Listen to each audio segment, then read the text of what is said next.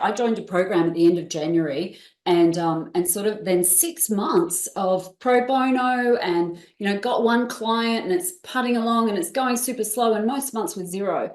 And so Tiny Challenge, when you launched that, it absolutely changed the game for me, because suddenly all those things that I was struggling with, the fear of doing a big challenge because I hadn't earned 10,000 yet, it just got rid of that. I wasn't 100% on my messaging either, but it didn't matter because it got rid of that. And so suddenly I could just get going. I could get the data. I could decide. My niche kind of found me. I started off helping you break through whatever's holding you back.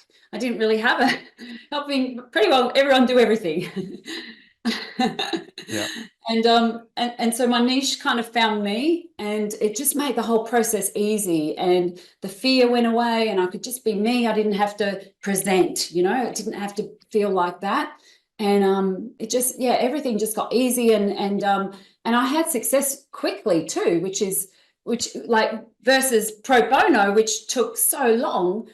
I couldn't believe it, so and I just decided, when you launch this, I'm going all in on it. And I'm going to do, like, I did 5 in my first week, and then I did 20 in the first month. Wow. Wow. What was the close rate out of like the first 10 and then the next 10? Look, the first actually did about 4 in the first 10. And then I found it was like getting to 6 and 7, as you said. So then on average, it was about 50%. And I'm still on average about 50% in total. And you might get a run of a few, and it just depends, but it's roughly about 50%, which is mind-blowing to be able to do that. And so the first month of doing those 20 challenges, I earned 22,000, so like that just changed my life after all the struggle of having the 0, 0, 0 each month, and then that. And then there hasn't been a month that I've earned, when I kept doing tiny challenges, less than 10. And that was why, even though I had, trips away interstate, and I had surgery, and I had all other things, I still was able to do that. And yeah, Rich, this is a game changer. What you've designed with Tiny Challenge is mind-blowing. It's so good. Wow. And credit to you, Tracey, for like, you know what? I'm just going to do 5 in the first week and just, that's it. I'm going all in. I'm booking all my tickets, right? And so what was the price? What was the price point of your program on the first Tiny Challenge, and how has the price increased? Yeah. Yeah, great question. 14.97 Australian. In my first one, yeah, I was like, 14.97. Wow. Yep. And I sort of said, this is not going to stay at this, but this is what you get to get me at the beginning.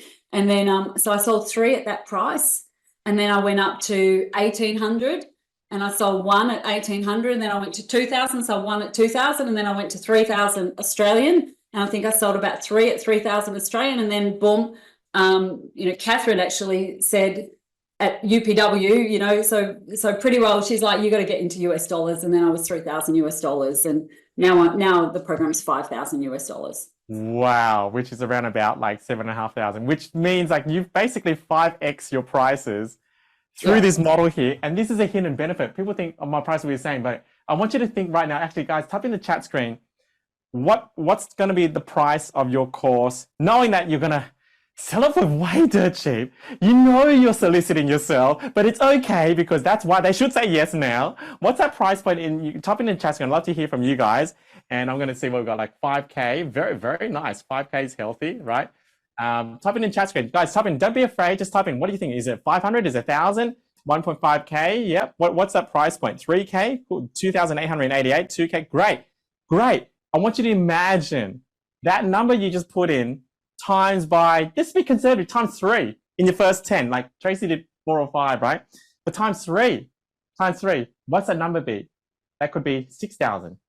8,000, 10,000, even if it's 2,000, knowing that that's on the provision that you don't increase your prices. You can see this as the way to make money fast. And I mean like the fastest, most efficient way possible with the least amount of skill. But you build your skill really quick too, Rich. That's the other thing that was like I got really good really fast. And confident really fast too with this model. So that was huge too. And also the data, in the no's helped me. The offer kept refining, adding more. So now I'm adding all these extra done for you bits and all this, which didn't start out like that. That was what they needed. So, and that's what would have had them say yes. So add it in and boom, now everyone's saying yes. So good, so good. Tracey, I appreciate you coming on super last minute and sharing your journey as well. And Tracey, one final question.